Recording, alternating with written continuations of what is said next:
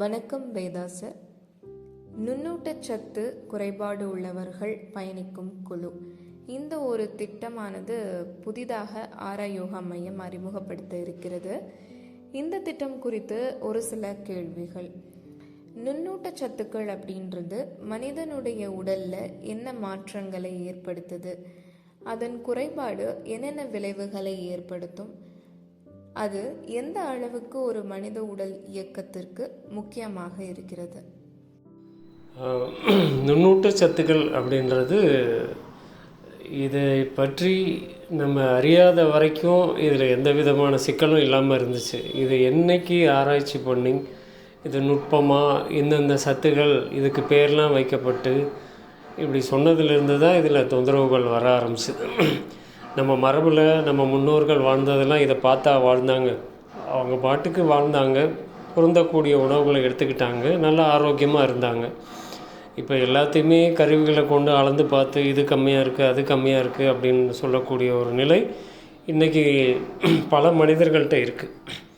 இந்த நுண்ணூட்ட சத்துக்கள் அப்படின்றது உடலே பிரித்து அதை சரியான முறையில் ரத்தத்தில் கலந்து நம்மளை ஆரோக்கியமாக வச்சுக்கிற வேலையை யார் செய்வா? யாருமே அதில் குறுக்கிட முடியாது. அது உடலே செய்யக்கூடிய ஒரு தன்னிச்சையான செயல்பாடு.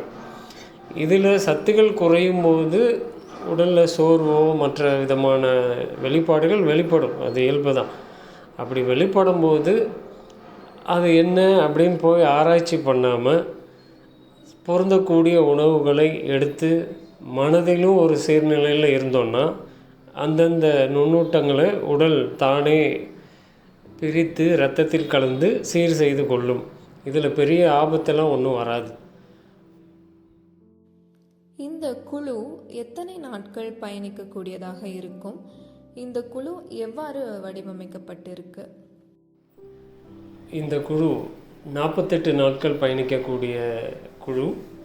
இது எப்படி வடிவமைக்கப்பட்டிருக்கு அப்படின்னா, இதில் முக்கியமாக எவ்வளவு நாட்கள் சப்ளிமெண்ட்கள் எடுத்தாலும் அந்த விட்டமின் டெஃபிஷியன்சி இருந்துகிட்டு தான் இருக்குது. எடுக்கும்போது சரியாக இருக்குது, விட்ட பிறகு குறையுது அப்படின்னா அப்போது ஒரு நிலைத்தன்மையோட உடலில் அது எப்பவும் இருக்கணும். அந்த நிலையில் வடிவமைக்கப்பட்டிருக்கு. முக்கியமாக குடல் உறிஞ்சும் தன்மை, அப்சார்ப்ஷன் அப்படிங்கிறது தான் இங்கே மிக அடிப்படை. அதற்குண்டான செயல்முறைகள், செயல்பாடுகள், அதை பற்றியான விளக்கம், அதை வீட்டிலேயே எப்படி எளிமையாக செஞ்சுக்கிறது அப்படிங்கிறது, அதோட வயிற்று பகுதியில் உள்ள செரிமான மண்டலம் சிறப்பாக இயங்குவதற்கான ஒரு சில பயிற்சிகள், இது எல்லாமே இந்த குழுவில் வடிவமைக்கப்பட்டு வழி நடத்தப்படும். ஒருத்தருக்கும் ஒரு விதமான நுண்ணூட்டச்சத்து குறைபாடு அப்படின்றது இருக்கும்.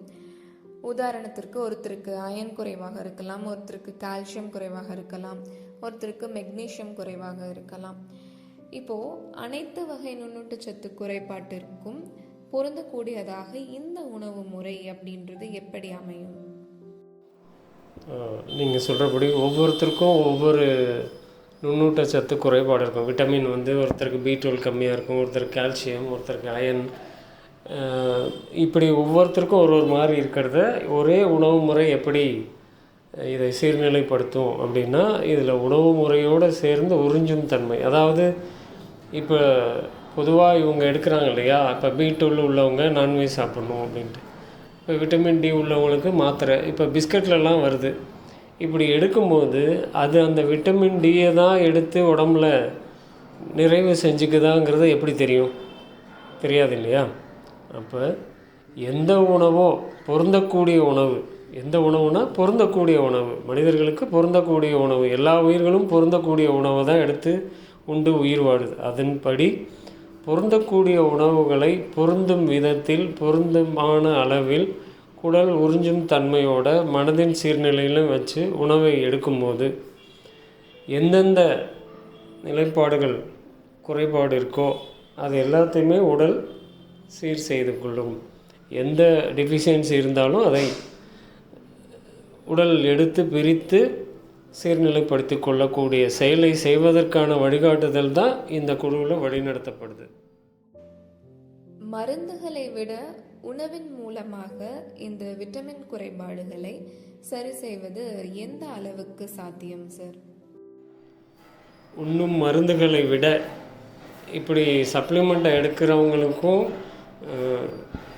பக்க விளைவுகள் வரும். விட்டமின் டேப்லெட் சாப்பிட்றதுக்கும் பக்க விளைவுகள் வரதானே செய்யுது.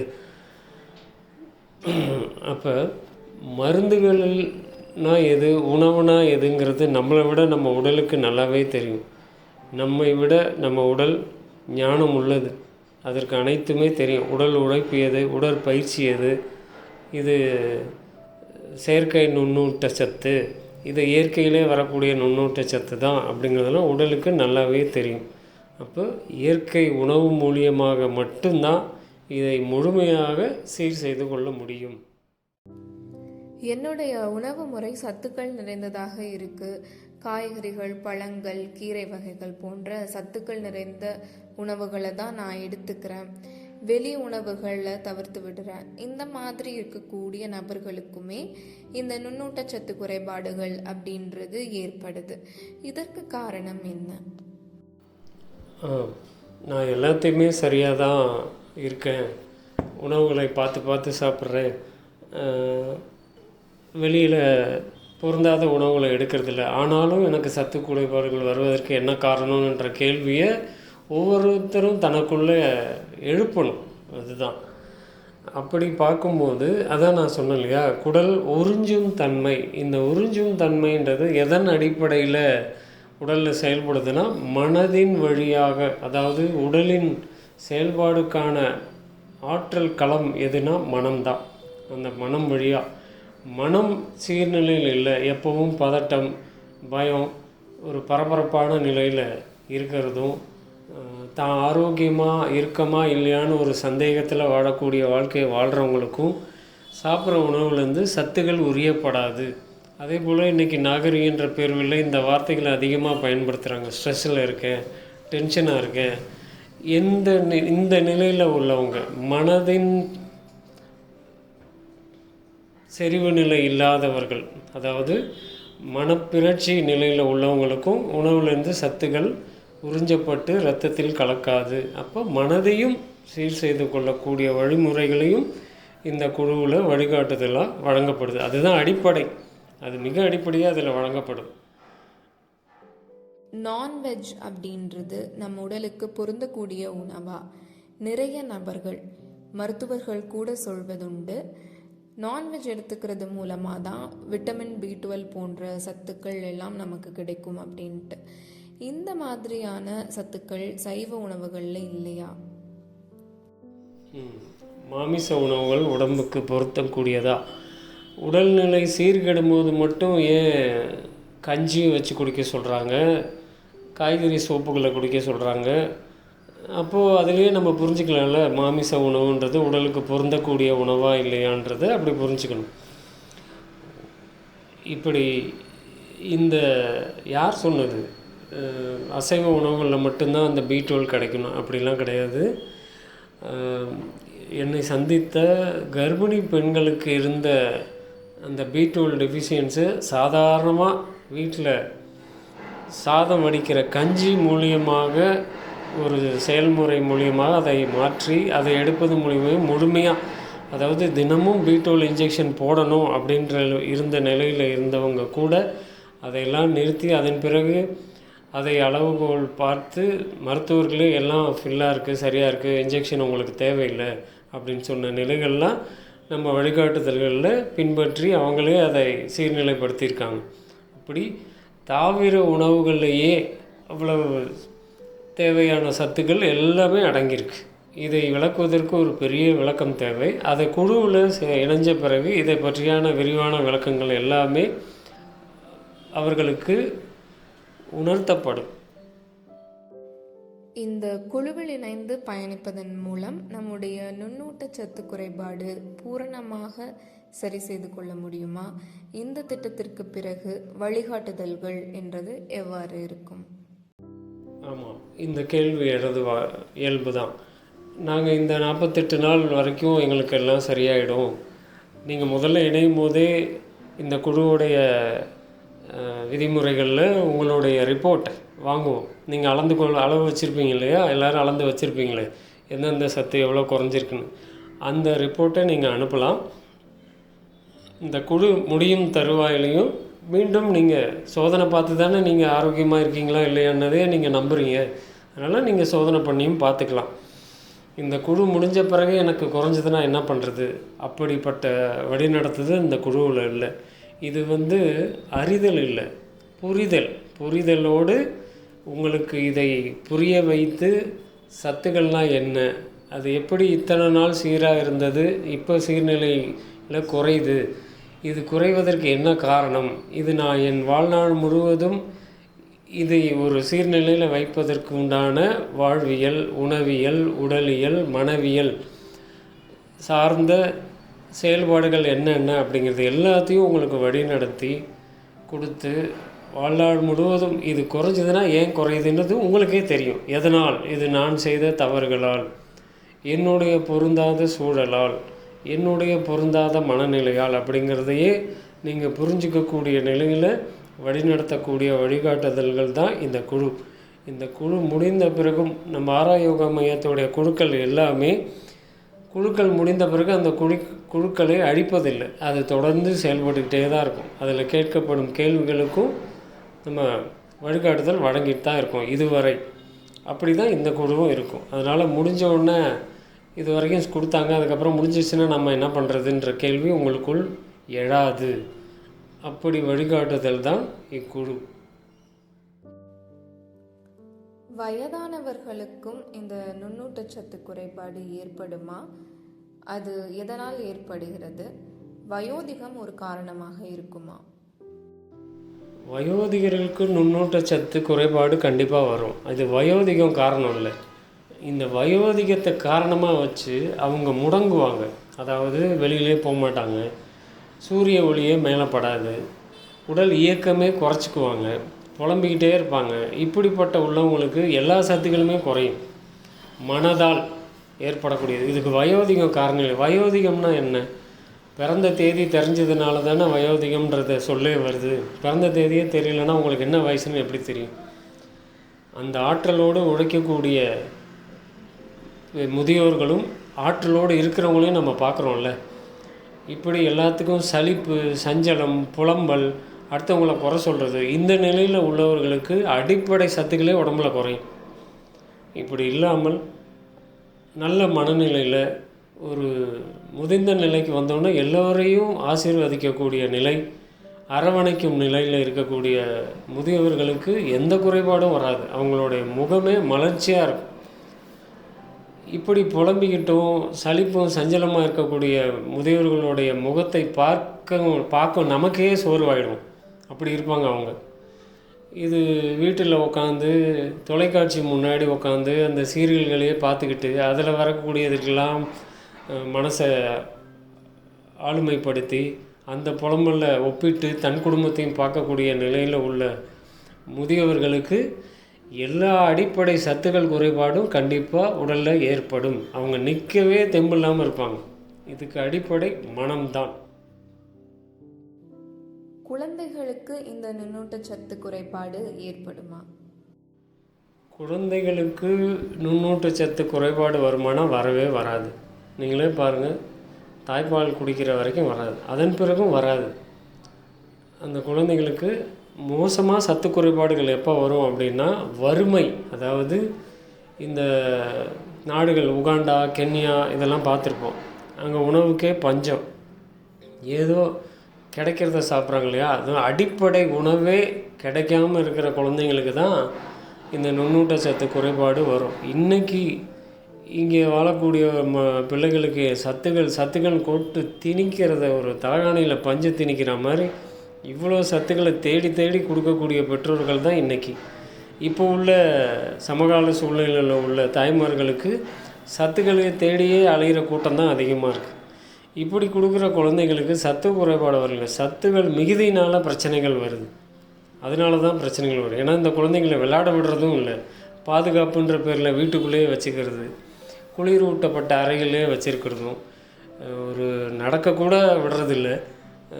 பள்ளிக்கு போனாலும் வாகனத்தில் போகிறது, ஸ்கூல் பஸ்ஸில் இதில் போய், ஸ்கூல்லேயும் இன்றைக்கி ஏசி வச்ச ஸ்கூல், இப்படிலாம் இருக்கிறதுனால அது இந்த பிள்ளைங்களுக்கு விறுவிறுத்து விளையாடக்கூடிய ஒரு நிலையே இல்லாததுனால சத்துகள் மிகுதியாகி உடல் பருமனாகி அந்த சத்துகள் மிகுதியானதுனால அதை கழிவாக உடல் மாற்றி நிறைய தொந்தரவுகள், சீக்கிரத்திலே பூப்படையக்கூடிய பெண் பிள்ளைகள் பூப்படைகிறது, ஆம்பளை பசங்களுக்கெல்லாம் உடல் பருமனாகிறதும், சின்ன வயசுலேயே கண்ணாடி போடக்கூடியது, கல்லீரலுடைய செயல்பாடு குறையிறது, இதெல்லாம் சத்துகள் மிகுதியினால் ஏற்படக்கூடிய நலக்குறைபாடுகள் தான் இன்றைக்கி இருக்குது.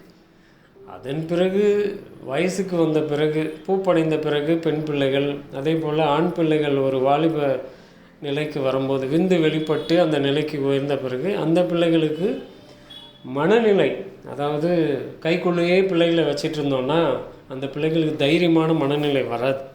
அவங்கள சைக்கிள் ஓடணும், வெளியில் மண்ணில் புரளணும், வெயிலில் காயணும், மழையில் நனையணும், இப்படி இருக்கிற பிள்ளைங்களுக்கு எந்த குறைபாடும் வராது. பார்க்குறீங்கள, ரோடு ஓரத்தில் வேலை செய்கிற பிள்ளைகளோ கிராமத்தில் உள்ள பிள்ளைகளுக்கு எந்த குறைபாடும் வர்றதில்லை.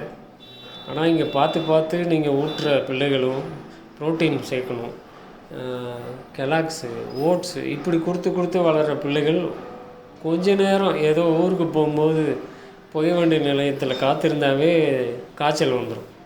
எதிர்பார்த்தலே இல்லாமல் வளர்க்கப்படக்கூடிய குழந்தைகள், அதில் முக்கியமாக பொருந்தாத நீர், இந்த ஆர்ஓ வாட்ரு, கேன் தண்ணி இப்படி குடித்து வளரக்கூடிய குழந்தைங்களுக்கு சுத்தமாக எதிர்பார்த்தலும் இருக்காது, நுண்ணூட்ட சத்துகளும் சரியாக போய் உடலில் சேராது. மிகுதியான நுண்ணூட்ட சத்தினால் வரக்கூடிய தொந்தரவுகள் தான் இந்த பிள்ளைகளுக்கு அதிகம். கால்சியம் சத்துன்னு சொல்லக்கூடிய இந்த சுண்ணாம்பு சத்து குறைபாட்டுக்கு என்ன செய்யணும்? யாருக்கு இந்த சுண்ணாம்பு சத்து குறைபாடு அதிகமாக ஏற்படும் சார்? இந்த கால்சியம் சத்து யாருக்கு அதிகமாக சீர்நிலையில் குறையும் அப்படின்னா, இந்த பெண்கள் கர்ப்பப்பையை ஆப்ரேஷன் பண்ணி ரிமூவ் பண்ணுறாங்க இல்லையா, கர்ப்பப்பையை எடுக்கிறாங்க இல்லையா, அவங்களுக்கு உடலில் இரும்பு சத்தும் சுண்ணாம்பு சத்தும் குறையும், கண்டிப்பாக குறையும். இது நாள் ஆக ஆக எலும்போடைய அடர்த்தன்மை குறையும். அதுபோல் அதிகமாக காஃபி குடிக்கிறவங்க, குழம்பின்னு சொல்கிறாங்க இல்லையா, அந்த காஃபியை அதிகமாக ஒரு நாளைக்கு இத்தனை காஃபி, காலையில் ஒன்று சாயந்தரம் ஒன்று, காஃபி குடிக்காமல் இருக்க முடியாதுங்கிறவங்களுக்கும் உடம்புல சுண்ணாம்பு சத்து குறைபாடு ஏற்படும். இவங்க எல்லாருக்குமே அதிகமாக உடலில் தானே கெடுத்துக்கிறது. இப்போ கர்ப்பப்பை எடுத்தவங்களுக்கு கண்டிப்பாக குறையும். இவங்கெல்லாம் வெத்தலை பாக்கு போடணும். இதெல்லாம் நம்ம குழுவில் நேராக சந்திக்கிறவங்கள்ட்ட சொல்கிறது. தினமும் 2 வேளை வெத்தலை பாக்கு, வெள்ளை சுண்ணாம்பு வச்சு வெத்தலை பாக்கு போடணும். ராகி சார்ந்த உணவுகளை எடுக்கணும். அதுபோல் எள்ளு மிட்டாய் சாப்பிடணும். முருங்கைக்கீரை, கருவேப்பிலை, நம்ம இதில் கொடுக்கக்கூடிய ஆரா ஜூஸ், அப்புறம் ஹீமோக்ளோபின் சூப், இதெல்லாம் நம்ம கொடுப்போம் வழிகாட்டுதலில். அந்த சூப்புகளை எடுத்து அதை சமநிலைப்படுத்திக்கணும். இந்த கர்ப்பப்பை எடுத்தவங்களை பார்த்திங்கன்னா, எடுத்த பிறகு கொஞ்ச நாளில் பல்கூச்சம் வரும். கால் கட்டவிரலில் உள்ள நகம், கால் கட்டவிரலில் உள்ள நகம் கலர் மாறி சொத்தையாகவே போகும். ஏன்னா உடம்புல கால்சியம் எங்கெங்கே இருக்கோ உடம்பு அங்கேருந்து எடுத்து அதை சமநிலைப்படுத்த போராடும். அப்போ வெளியிலேருந்து அதுக்கு உண்டானதை நம்ம கொடுத்துட்டே வந்தோம்னா கொஞ்சம் இவர்கள் அதிலிருந்து தப்பிக்கலாம். இவங்களுக்கெல்லாம் அந்த குறைபாடு இருந்துக்கிட்டே இருக்கும். அதை சமன் செய்வதற்கு உண்டான வழிகாட்டுதல் நம்ம குழுக்களே வழங்கப்பட்டிருக்கு. இந்த குழுவில் உடற்பயிற்சி, சுவாச பயிற்சிகள் ஏதாவது உண்டா? ஆமாம், கண்டிப்பாக இதில் உடற்பயிற்சி உண்டு. நம்ம குழுக்கள் எல்லாத்துலேயுமே அடிப்படை யோகா பயிற்சிகளை கொடுத்து தான் கொண்டு வருவோம். அதுதான் உடலியல் அப்படிங்கிறது. உடலியல், மனவியல், வாழ்வியல், உணவியல் எல்லாமே அடிப்படை. இதில் உடலியல் சார்ந்த உடற்பயிற்சிகள் கண்டிப்பாக உண்டு.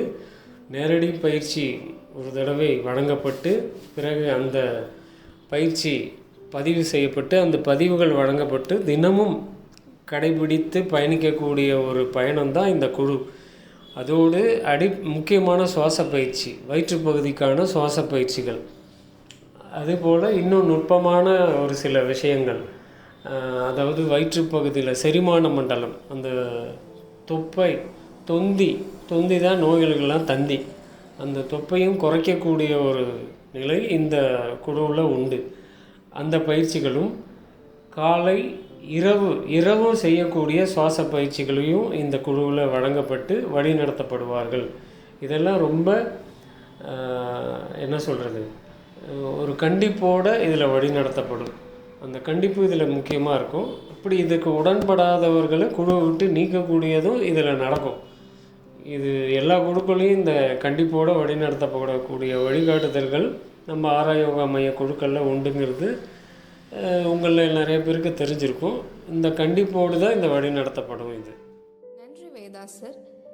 இக்குழுவில் இணைவதற்கான தகவல்கள் இந்த வீடியோ பதிவின் கீழ் டிஸ்கிரிப்ஷனில் வழங்கப்பட்டுள்ளது. பார்த்து தொடர்பு கொண்டு விருப்பமுள்ளவர்கள் இணைந்து கொள்ளுங்கள். நன்றி. நலம் பெறுவோம், வளம் பெறுவோம்.